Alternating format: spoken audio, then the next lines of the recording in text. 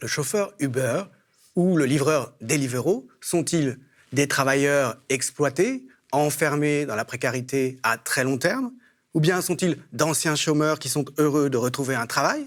Ou bien encore des professionnels à qui les plateformes qui distribuent le travail permettent d'accéder à la vie d'entrepreneur? Vous le savez, l'avènement des plateformes numériques, ces applications qu'on utilise, en tout cas qu'on est beaucoup à utiliser sur les téléphones, a complètement changé le marché du travail. Souvent, en tout cas, depuis que ça a commencé, dans le sens d'une précarisation à long terme de ceux qui travaillent. Je reçois aujourd'hui Florian Forestier et Franck Bonneau. Bonjour, messieurs. Bonjour. Qui ont publié, avec 2 autres auteurs, un livre à ce sujet, dont le titre est tout à fait évocateur. Ça s'appelle « Désubériser, reprendre le contrôle ». Merci d'être venu en parler avec nous. Alors, Franck Bonneau, vous êtes spécialisé dans le dialogue social au sein du monde du travail. Vous avez accompagné la création du premier syndicat de travailleurs de VTC. Les VTC, rappelez-nous ce que c'est donc. Véhicule de transport avec chauffeur. Véhicule de transport avec chauffeur, c'est un des grands secteurs qui sont organisés aujourd'hui par les plateformes numériques. Vous êtes aussi co-animateur d'un réseau qui s'appelle Sharers and Workers, qui réunit des acteurs, les différents acteurs, aussi bien côté patronal, entrepreneurial que côté travailleur, donc syndicat, autour de la protection sociale, autour du dialogue social, des conditions de travail dans ces nouveaux secteurs. C'est bien ça. Et puis, Florian Forestier, vous avez dirigé ce livre. Au départ, vous êtes philosophe, vous occupez même de phénoménologie, des choses qui sont extrêmement abstraites. Vous avez cependant un métier très concret, j'allais dire au quotidien, qui est celui de conservateur à la Bibliothèque nationale de France. Et par ailleurs, vous dirigez les études d'un think tank, comme on dit, c'est-à-dire d'un groupe de réflexion qui s'appelle Le Plus Important, et qui réfléchit sur ce qu'on appelle la transition numérique et ses effets socio-économiques, sur les effets donc de l'avènement de ces plateformes qui ont pris le pouvoir dans un grand nombre de domaines en s'appuyant sur la technologie, sur ce qu'on appelle le big data et sa gestion via les algorithmes. Alors, c'est peut-être vers vous que je vais me tourner en premier, Florian. Peut-être pour partir un peu des données de base, justement, de la situation technique qui s'est instaurée depuis un certain nombre d'années avec l'avènement de ces applications et le contrôle pris par les plateformes. Tout à fait. Ce qu'il faut comprendre, c'est que les plateformes, ce sont d'abord des outils techniques. Des outils techniques qui ont pu apparaître parce que la puissance de calcul a augmenté, parce qu'il est possible, à partir de traiter et d'exploiter des données en temps réel. Et à partir de là, on peut aussi organiser en temps réel des activités qui ne pouvaient pas l'être auparavant. Et ces nouvelles possibilités techniques ont engendré des conséquences et des transformations économiques et sociales très importantes. C'est qu'on met en relation les gens, on crée le marché, mais d'une manière beaucoup plus... en changeant les conditions de mise en relation. Oui, d'une part, on modifie l'activité, d'autre part, on crée des marchés, c'est-à-dire on crée des possibilités d'interaction qui n'étaient pas possibles, qui n'étaient pas là avant. Et d'une part, d'un point de vue économique, ça transforme ce qu'on appelle les chaînes de valeur de secteurs classiques, c'est-à-dire ça transforme ce qui, dans un secteur, va générer de la plus-value. Et d'autre part, ça permet aussi l'apparition de nouveaux acteurs, souvent qui ont pu se développer de manière extrêmement rapide, qui prennent des positions très rapidement de pouvoir parce qu'ils contrôlent en particulier parce qu'ils contrôlent les données, qui sont devenues un peu le lieu principal de création de valeur. Et d'autre part, ça a aussi des effets très importants sur à la fois l'organisation du travail, la manière dont on met les personnes en relation, dont on organise leur travail. D'autre part, ça transforme aussi le travail lui-même, parce que le travail lui-même est de plus en plus sommé de s'adapter à de nouvelles modalités techniques. C'est-à-dire il doit être séquencé de façon à pouvoir s'adapter à la capture des données, à l'intermédiation par algorithme, et à ces nouvelles temporalités. C'est-à-dire qu'en fait, il y a l'effet, c'est finalement un surcroît de subordination, de dépendance de la part des travailleurs, alors même que les cadres légaux ne sont pas adaptés à ces nouvelles situations, au départ. Il y a 2 phénomènes qui sont concomitants. D'une part, ce qu'il faut bien voir, c'est que les plateformes peuvent être un peu poison et remède, c'est la formule de Platon. C'est-à-dire, à la fois, elles permettent d'organiser, de mettre en lien des personnes, donc elles pourraient ouvrir à de nouvelles possibilités d'auto-organisation, à de nouvelles possibilités d'autogestion. Et de fait, l'avènement du travail de plateforme a souvent été présenté du point de vue même de ces instigateurs comme l'ouverture de nouvelles possibilités d'autonomie.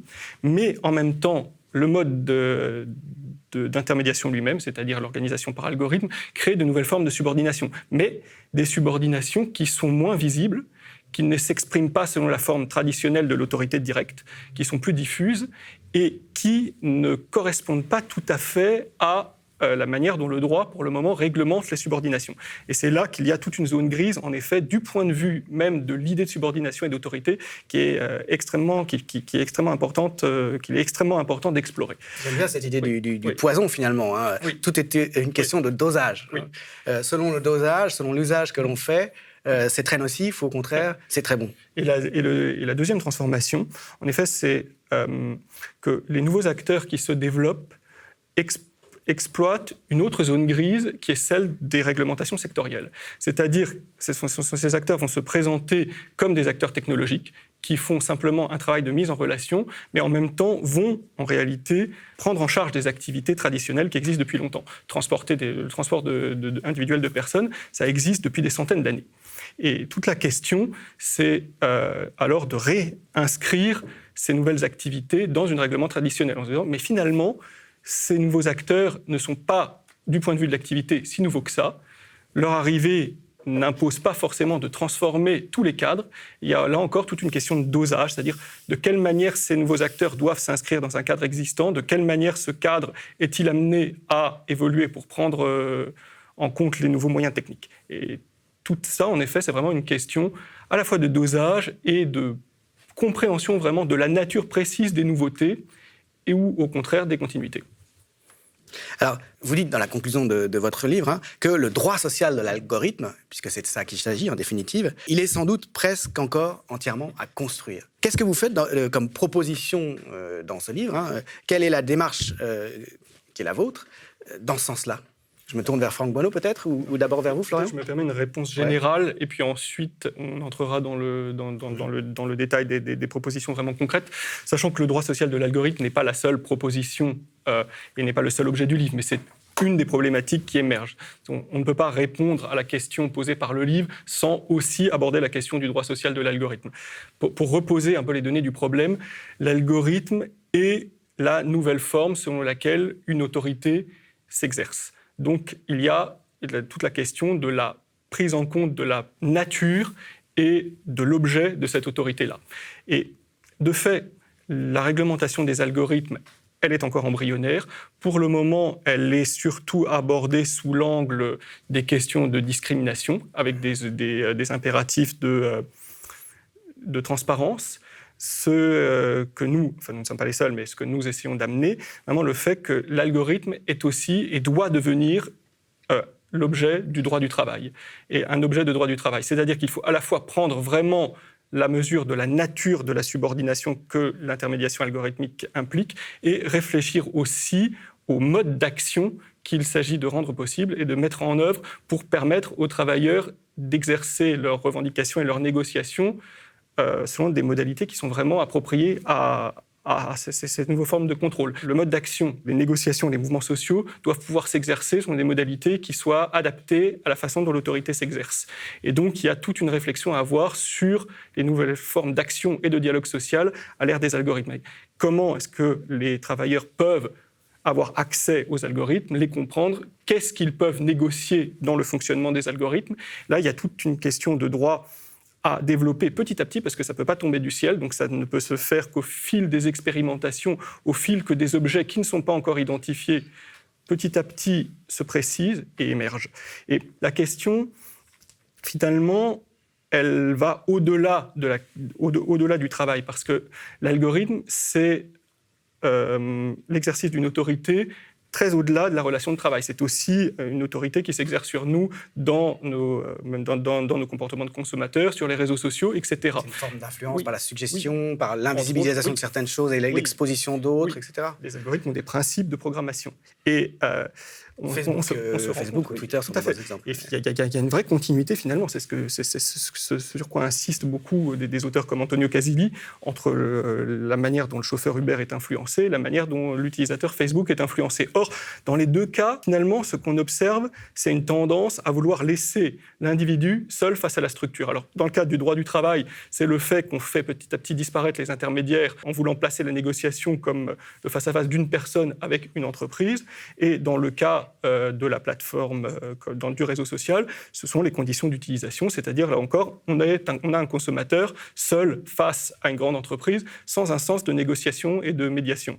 Et tout l'enjeu, c'est de faire réapparaître des nouvelles instances médiates, des nouvelles instances tierces de médiation qui permettent de rééquilibrer des relations de pouvoir. La première chose, c'était d'identifier qu'il y avait de nouvelles relations de pouvoir, qu'il y avait de nouvelles modalités selon lesquelles le pouvoir existait, et ensuite de développer des instances qui permettent de rééquilibrer ces nouvelles relations de pouvoir.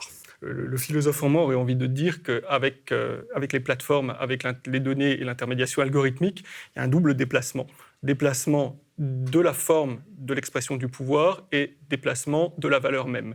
Et un des enjeux, c'est vraiment de faire glisser les discussions, les combats, les affrontements vers ces nouveaux lieux-là. C'est-à-dire, ce n'est pas nécessairement d'être pour ou contre ces nouvelles formes, mais de comprendre quels sont les nouveaux types de combats, quels sont les nouveaux types de questions à poser au sein de ces nouvelles formes, qui de fait sont des nouvelles formes d'organisation, non seulement économique, mais aussi sociale.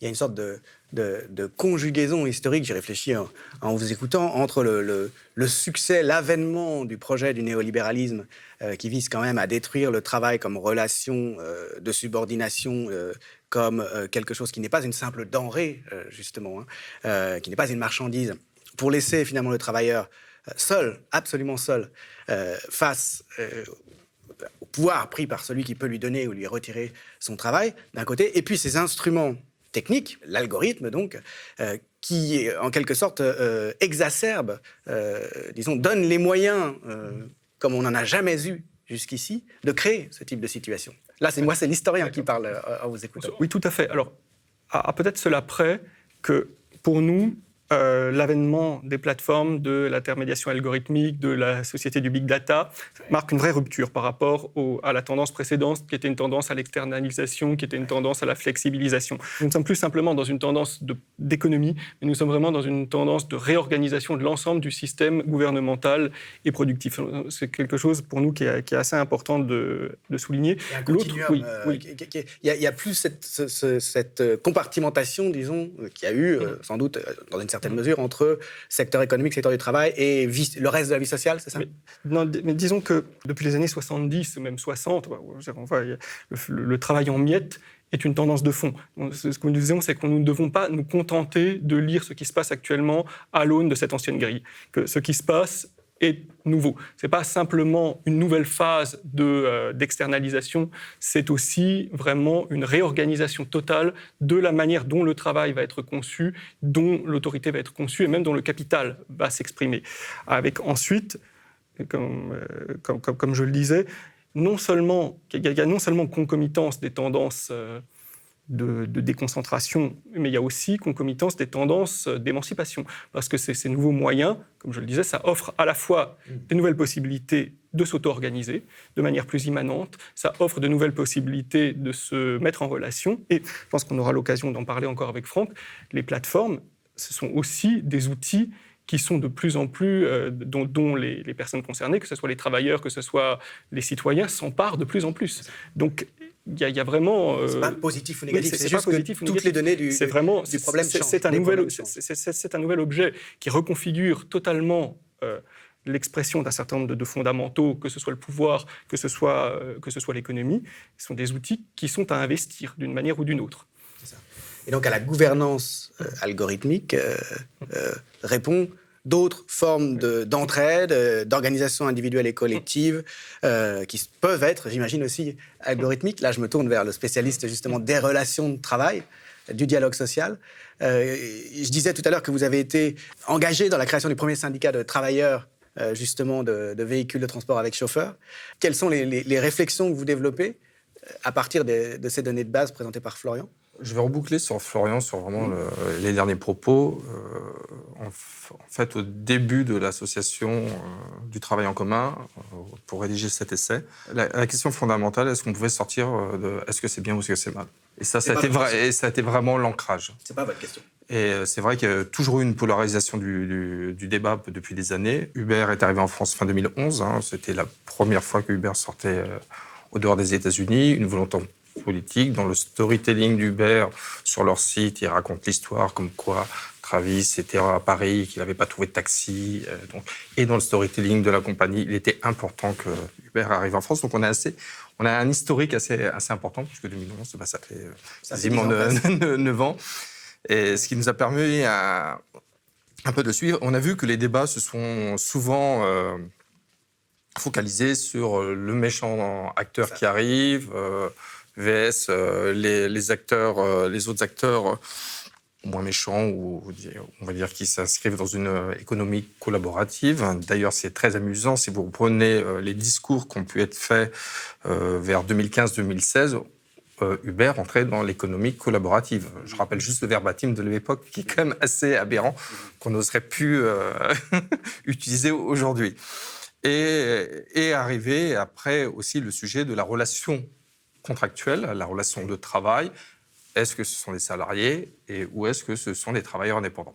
Et il y a eu une décision de justice très récente, me semble-t-il, oui, à ce sujet. Il y a eu même plusieurs décisions de justice. Et on va dire que c'était un moteur de notre réflexion, sachant que, juste pour éclairer, essayer de vulgariser, les décisions de justice sont à chaque fois pour des cas individuels. Donc c'est un cas qui est présenté et le juge souverain établit en fonction des éléments qui lui sont présentés si oui ou non la relation contractuelle relève d'un contrat commercial. Grosso modo, est-ce que le chauffeur pour le cas Uber est réellement indépendant ou est-ce que c'est une relation de travail et dans ce cas, le contrat est requalifié en contrat de travail. Ce qui a de grosses conséquences sur la protection sociale, etc. Tout à fait. Mais ça fait jurisprudence quand même, ces décisions. Alors, est-ce que ça fait jurisprudence? Il faut savoir... valoir ensuite généralement pour tout le monde ou pas? Non, justement, ce sont des cas individuels. Il faut savoir que les contrats Uber, pour citer la société Uber, ont changé au fur et à mesure des années. Donc, les contractants n'ont pas obligatoirement les mêmes modalités contractuelles et que chaque cas est individuel. On va prendre un chauffeur qui peut être totalement dépendant d'une plateforme Uber, ex-chauffeur Captain ou ainsi de suite.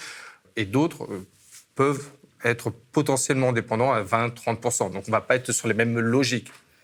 Est-ce que c'est un utilisateur, s'il est pleinement dépendant économique d'une seule et même plateforme? Pour donner un ordre de grandeur, actuellement, les requêtes de requalification, à ce jour, on a plus de 400 dossiers montés pour des demandes de requalification.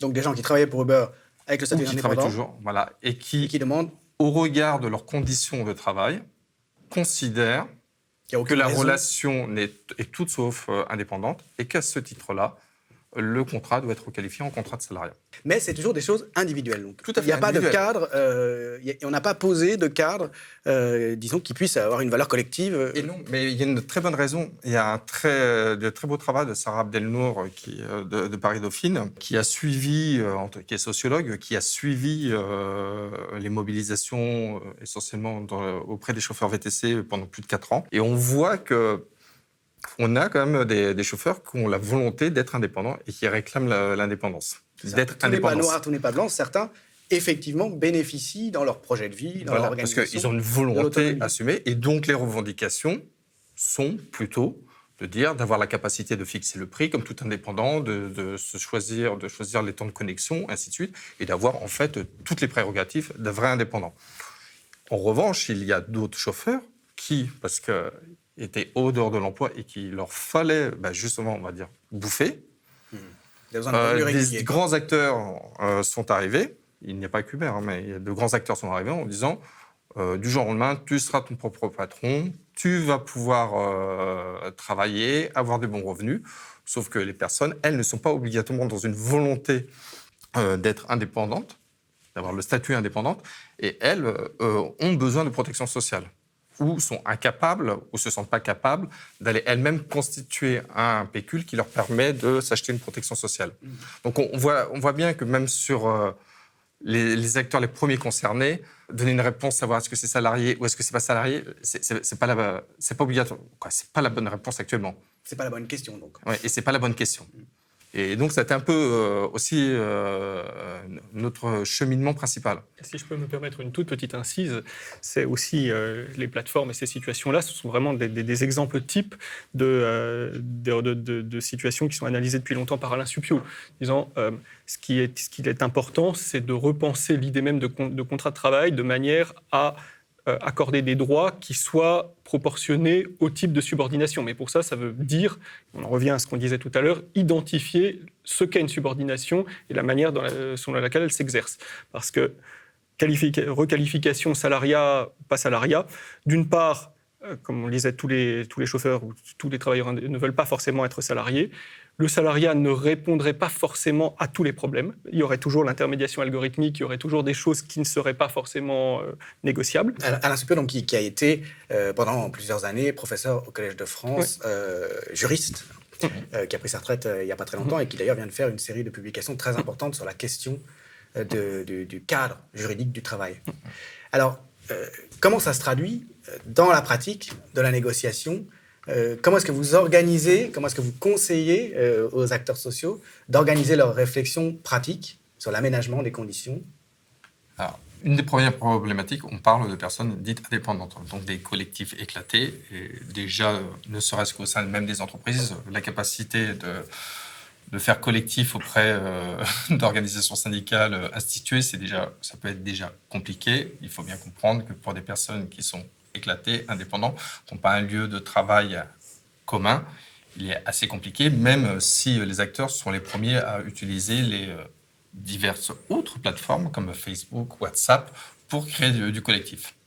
Donc c'est la première problématique. Après, il y a une problématique de droit, puisque si ce sont des indépendants, ce sont des structures morales, donc des sociétés, et le droit européen, justement, on pourrait traduire loi antitrust, empêche justement les acteurs de se regrouper en qualité d'entreprise. Donc, ce qui pose une problématique sur la structuration des collectifs. À quel titre et quelle est leur capacité de revendication ? Le droit européen empêche des regroupements de collectifs d'indépendants ? Tout à fait. Et ce qui est une problématique à partir du moment où ce sont des sociétés. Les sociétés n'ont pas le droit de faire collectif aux États-Unis, ce qu'on appelle aussi la loi antitrust. Donc il y a un petit gap, et de savoir est-ce que l'entreprise individuelle répond à plus. Est-ce qu'elle répond plus à une réflexion sur une entreprise, ou est-ce que ça répond plus à une réflexion de travailleur individuel qui doit être en capacité de pouvoir faire collectif avec d'autres travailleurs individuels pour avoir des revendications. Du coup, dans les structurations de collectifs, on a plein de collectifs différents. On a pu avoir des formes associatives. Il y en a, que ce soit au niveau des VCC, des coursiers ou d'autres activités. On peut avoir des collectifs sous forme d'organisation syndicale. Après, ce sont des choix qui se sont construits au cours du temps et aussi motivés par peut-être certaines historiques de certains acteurs, puisque certains acteurs reconnaissent les organisations syndicales l'utilité et d'autres moins. Et donc, on voit qu'on a plusieurs types de collectifs. Si je peux encore me permettre une toute petite incise sur la question.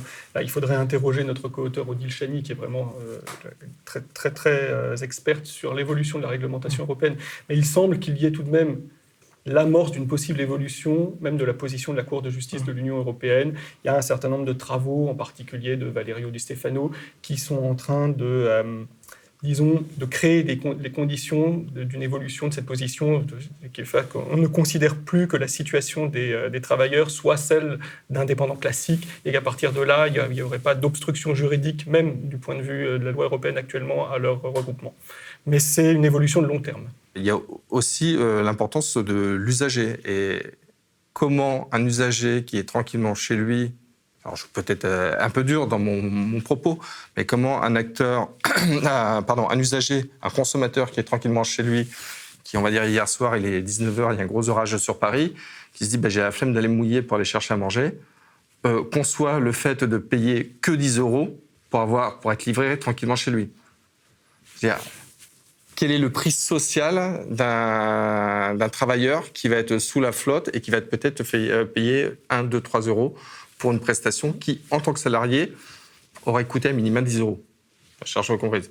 Donc il y a aussi une réflexion, je veux dire, en tant que... on ne peut pas porter l'opprobre uniquement sur les plateformes. Il y a aussi une réflexion sociétale sur le fait de notre consommation. Mais c'est pas la vertu qui peut sauver le monde. Je veux dire, il faut qu'il y ait une réglementation qui, éventuellement, en cas de mauvais temps, fasse une majoration, implique une majoration. Mais on ne peut pas demander aux usagers et vous fondez seulement sur l'espoir que l'usager va être raisonnable, va dire « Ah non, je ne veux pas que ce pauvre garçon... » C'est mon petit côté... Alors là, c'est ma toute petite partie utopiste, mais on va rester dans le pragmatisme. Ouais. Non, en revanche, vous pouvez imaginer quand il y a eu des histoires de tempêtes, où il y a des arrêtés préfectoraux qui interdisent à certains employeurs justement de pouvoir mobiliser leurs salariés. Et là, ça ne s'applique pas aux plateformes d'intermédiation. D'accord. Je serais content, là, le jour où la plateforme d'intermédiation dit, en raison des conditions météo, nous suspendons notre service. Mais il faudrait qu'il y ait une obligation légale à ces plateformes de suivre, d'être concernées aussi par ce type de mesures préfectorales. Et là, vous vous appuyez encore sur l'ancien cadre. Non, pas l'ancien cadre, c'est un cadre de réflexion européenne sur justement la protection des travailleurs. D'accord. La responsabilité, on va dire, sociale et sociétale, entre guillemets, soit du donneur d'ordre, de la plateforme d'intermédiation. À partir de quel moment, tout ce qui est thématique santé et sécurité, on l'a très bien vu avec... on n'en est pas sorti, mais l'histoire du confinement et du Covid, la question des coursiers qui se retrouvaient fortement exposés, sans équipement de protection individuelle, auprès de restaurants collés. Où est la responsabilité ? Est-ce que le coursier qui, avec les 2-3 euros qu'il va toucher, est en capacité de se payer sa protection individuelle et ainsi de suite ? Elle est là. Donc il y a une question aussi du juste prix. Et si on n'est pas en capacité d'avoir le juste prix, dans ce cas-là, oui, peut-être la bascule et le salariat. Souvent, la question n'est pas forcément d'opposer l'ancien et le nouveau cadre, parce que souvent, en réalité, l'ancien cadre, ce qu'il y a déjà dans le Code du travail, s'avère très pertinent. Il y a déjà une multiplicité de situations qui ont été traitées, et souvent, ça a aussi été une stratégie de ces acteurs d'insister exagérément sur leur nouveauté, alors qu'en réalité, une partie de leur activité, une partie des situations concernées existent déjà ou peuvent parfaitement rentrer dans un cadre existant. Donc, il y a toujours une question d'ajustement. Qu'est-ce qui doit évoluer et qu'est-ce qui, au contraire, doit s'intégrer. Pour rebondir sur ce que Franck vient de dire aussi, la crise du Covid a vraiment bien montré la difficulté de certaines situations. Par exemple, pour certaines personnes qui avaient des difficultés à se déplacer, c'était presque nécessaire de se faire livrer. Donc on se rendait compte que souvent l'activité des plateformes, elle était... elle tenait presque lieu par moment d'un substitut de service public. Et c'est là que toute la question de la mise en place de formes alternatives, que ce soit par des coopératives, que ce soit par non pas forcément non pas de la nationalisation, mais des actions vraiment en partenariat entre des collectivités locales, entre les pouvoirs publics et des plateformes qui auraient un autre statut se pose. C'est là où toute la question, non pas simplement de la réglementation des plateformes existantes, mais du développement d'autres modèles qui aient un statut plus commun, coopératif ou plus public, se pose. Et derrière certains acteurs, hélas, n'ont pas eu la publicité qu'ils auraient mérité d'avoir, mais certains acteurs se sont mobilisés justement pour assurer cette continuité. S'ils n'ont pas eu la publicité qu'ils méritaient. On va prendre par exemple le CLAP, qui est une... Qu'est-ce que c'est ? C'est le collectif des livreurs à vélo parisiens. Voilà, donc, et qui se sont mis en partenariat avec certains restaurateurs qui avaient la capacité de faire uniquement de la livraison, du service à emporter, et justement, entre guillemets, dans un cercle vertueux. Et ça, donc ça, c'est un exemple d'adaptation. On cite pas mal d'exemples, mais ce sont des... c'est de l'adaptation, mais c'est de la bonne utilisation de l'outil. C'est ça. Oui. L'algorithme, la plateforme, ce n'est qu'un outil, c'est une plateforme d'intermédiation. Ça facilite la connexion. En 3 clics, le principe, c'est qu'en 3 clics, vous pouvez passer une commande. Bien sûr. Donc, c'est très, très pratique. La seule chose, qu'est-ce qu'on fait de l'outil ? Je prends toujours un exemple peut-être bidon, mais je veux dire, celui qui a inventé le marteau, il a peut-être inventé sur le marteau pour planter des clous, ou un tapissier, ou ainsi de suite, mais on peut faire beaucoup de choses avec un marteau, et des choses non vertueuses. C'est ça. Ouais. Et là, c'est pour vulgariser le propos, c'est à peu près la même chose. On a une plateforme. Qu'est-ce qu'on met comme algorithme dedans ? Parce que derrière l'algorithme, il y a quand même des paramètres qui sont rentrés par les donneurs d'ordre. Ils sont orientés, les algorithmes. Voilà, ils sont orientés. Fins, en fait. Il y a des fins derrière. Et d'ailleurs, une des revendications des collectifs, c'est aussi d'avoir une visibilité sur l'algorithme. Une maîtrise minimale, une information, son mot à dire sur l'organisation de l'algorithme. Personnellement, je suis indépendant dans un autre secteur d'activité, aide au dialogue social. Il est clair que quand je prends une mission, je connais tous les tenants et les aboutissants. Je connais un cahier des charges. Actuellement, on ne sait pas si tous les deux nous sommes au coursier, s'il y a une livraison qui arrive sur nos 2 portables. On ne sait pas s'il y a un choix. Comment a été fait le choix entre Florian et avec moi. Il y a quand même beaucoup d'opacité.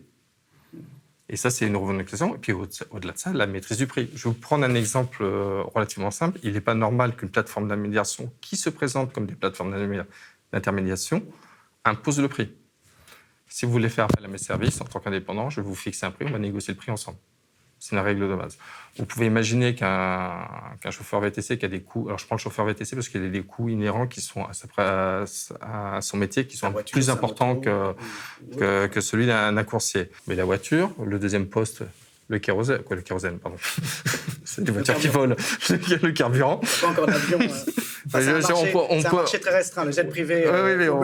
On peut y revenir justement sur la crise de l'aviation et Ryanair qui utilise des auto-entrepreneurs depuis 2014. Mais le jour où le carburant augmente ou que les assurances montent, le chauffeur actuellement qui fait appel à la plateforme, les plateformes les plus connues, n'est pas en capacité de répercuter son coût auprès du client. Ce qu'on ne voit nulle part chez les autres indépendants. Donc, voilà, s'il y a vraiment des... Mais l'outil est très bien. C'est savoir ce qu'on fait de l'outil. C'est ça. Je suis le premier content à pouvoir utiliser des plateformes qui...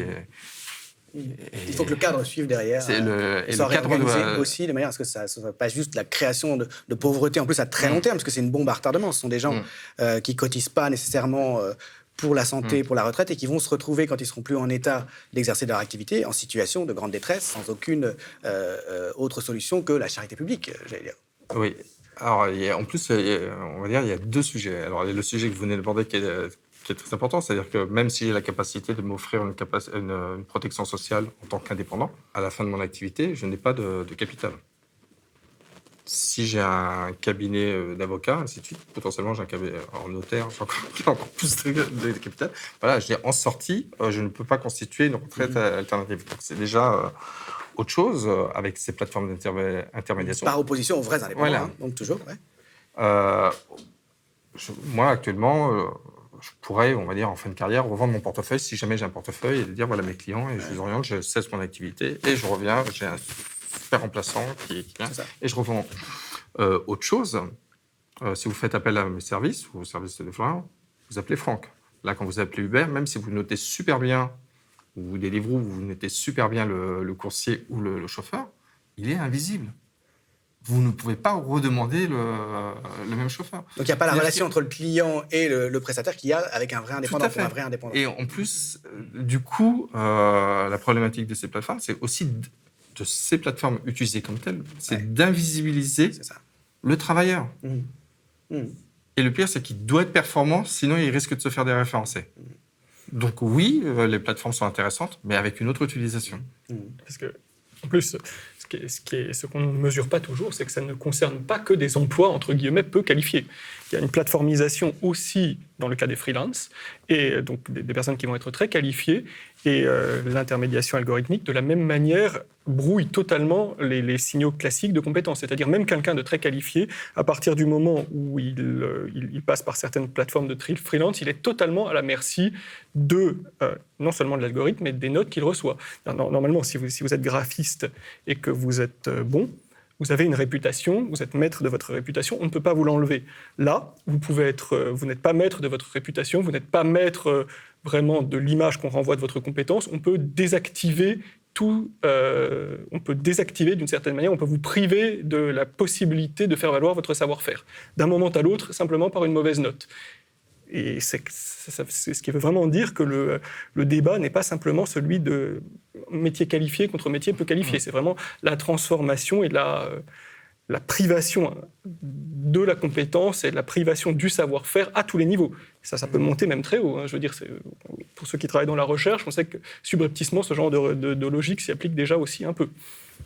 Il y a une plateforme qui est totalement inconnue en France, mais qui a une forte expansion aux États-Unis, qui s'appelle Catalent. Rien à voir avec la Catalogne, mais Talent dans le sens talent, qui justement se veut être l'Uber, qui a exactement le même verbatim, même présentation qu'Uber, en étant uniquement une plateforme d'intermédiation, mais qui s'adresse qu'à des professions très hautement qualifiées sur des projets. Et donc, pareil, une invisibilisation. Et d'ailleurs, ils ont ouvert leur plateforme autant aux étudiants qu'à ceux qui sont en place qu'aux retraités. Donc, on voit que, du coup, ce qui arrive, c'est qu'on a ce qu'on appelle des enchères vers le bas qui se font, puisque...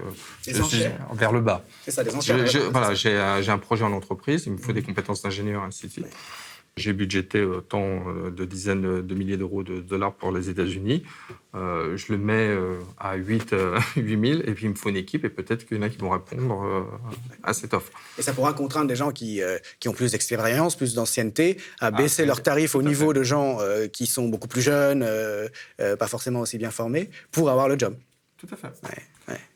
Et il y a pire encore, parce que c'est... Enfin, pire entre guillemets, c'est que... Là, on présente les effets pervers. Ces modalités d'intermédiation, elles vont aussi contraindre totalement la manière dont s'effectue la prestation. C'est-à-dire qu'il y a petit à petit privation de l'autonomie dans la réalisation de la tâche. Donc, la prolétarisation au sens classique du terme. Au sens marxiste initial du terme, qui est qu'on est dépourvu de quoi que ce soit à part de sa force de travail. Mais c'est là où ça devient, c'est là d'ailleurs où ça devient très intéressant aussi pour le rebond, parce que finalement ça objective dans bien des cas, cette privation de l'autonomie de la réalisation de la tâche. C'est-à-dire, dans le marché du travail, enfin le monde du travail depuis plus de 100 ans, et les luttes sociales et le dialogue social sont quand même beaucoup concentrés sur les conditions de travail, sur les conditions de rémunération, sur les contreparties, alors qu'avec ces nouveaux moyens, on se rend compte que le contenu même du travail, les modalités précises d'exécution deviennent inséparables de ces conditions extérieures. Et donc, c'est peut-être aussi une opportunité pour refaire de ces objets-là, c'est-à-dire vraiment de la maîtrise même de la tâche, des objets dont on discute. Donc, c'est aussi l'occasion de remettre en avant la réalité concrète du travail. Donc, désubériser, en définitive, c'est pas juste revenir à une situation antérieure, c'est faire évoluer pour le meilleur ces nouveaux types d'outils, ces nouvelles configurations techniques. Alors, moi, je ferai juste une petite... je ne sais pas si ça répondra exactement à votre question, mais il y a le fait... À la fois, ces plateformes sont des outils, mais comme on le sait, un outil n'est jamais quelque chose de neutre. Je veux dire, un outil, c'est toujours... ça constitue un système technique, donc ça constitue...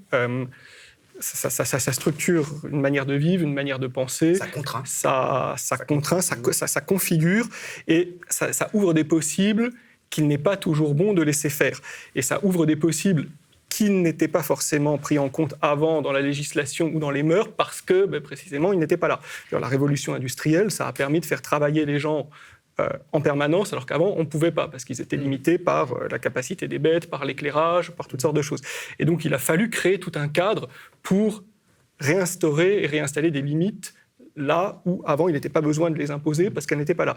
Mais là, de la même manière, tout cet écosystème numérique, il crée des possibles. Il crée des modes il rend possible des modes d'existence dont on ne se rend pas toujours compte et pas tout de suite compte de la façon dont ça modifie, dont ça nous transforme. Et il y a aussi vraiment tout un enjeu de réinstaller un cadre qui soit un cadre légal, qui ne soit pas un cadre légal simplement contraignant, mais qui réinstaure des limites pour civiliser ce nouvel écosystème de la même manière qu'on a civilisé la révolution industrielle. Et il y a des possibles qui n'ont pas été envisagés par les méchants qui n'utilisent ce nouvel outil que pour accroître d'autres profits, et dont peuvent se saisir aussi ceux qui ont d'autres objectifs. Par exemple, vivre leur vie d'une façon satisfaisante et épanouie. D'où l'importance des collectifs. Il est fortement intéressant et même nécessaire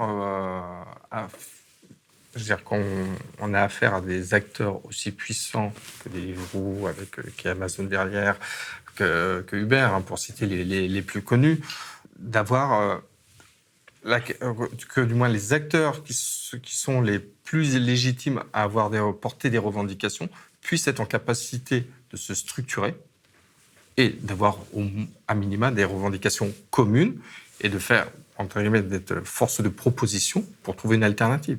Alors, l'alternative, est-ce qu'on continue la relation avec ces acteurs-là, sachant que ces acteurs-là, comme ils monopolisent un peu une bonne partie du marché, ils deviennent un peu incontournables, ou soit la capacité de créer des alternatives, comme il en existe dans pas mal souvent territoriales d'ailleurs, c'est très intéressant, Le lien de proximité est vraiment très intéressant. Et c'est là où on se dit c'est nécessaire que les acteurs puissent sortir du côté très indépendant, travailleurs isolés. Comment les travailleurs isolés peuvent être en capacité de se structurer pour reporter des revendications. Et ça, c'est nécessaire. Le champ de la désubérisation donc, est immense. Il est crucial au plan politique général pour notre avenir à tous. Merci, messieurs. Merci à vous. Merci à vous.